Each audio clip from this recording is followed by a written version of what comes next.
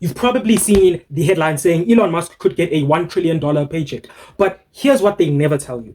Nobody is actually giving him $1 trillion. He only gets that money if he builds something so big that it would completely rewrite economic history. Here's the real truth behind the $1 trillion headline.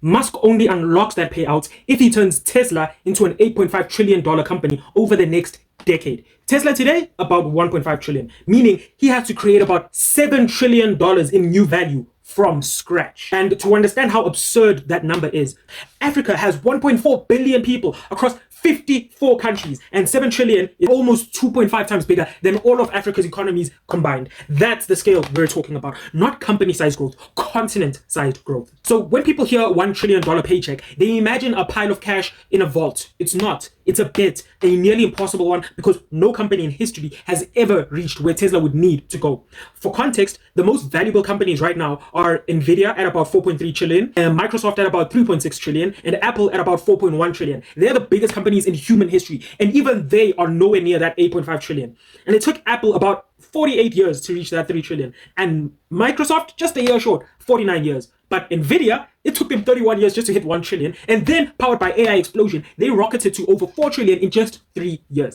That's the kind of unprecedented explosive growth that makes Musk think this audacious goal is even remotely possible. But his challenge is a lot harder. He has to build almost twice of the value of today's most valuable company and do it in 10 years. But here's the part that people always miss. If Musk somehow creates $7 trillion in new value, his slice is 1 trillion. But the other 6 trillion goes to shareholders, index funds, retirement investors, and even Tesla employees through their stock packages. A lot of people make this mistake. They look at a billionaire's wealth and ask, why do they get so much? But they never look at the value those people created for everyone else. Think of it like this. For every dollar of wealth a founder like that keeps, they typically create $4 or $5 for the rest of the world, for other shareholders, for the economy, and for employees. Their wealth isn't just taken from a pile. It's a portion of a much larger mountain that they had to build first. That's how the math actually works. The lesson isn't to be angry at the payout. It's to understand the power of creating value. Your goal in your job, your business, or your side projects shouldn't be, how do I get more money? No, it should be, how do I create massive value for others?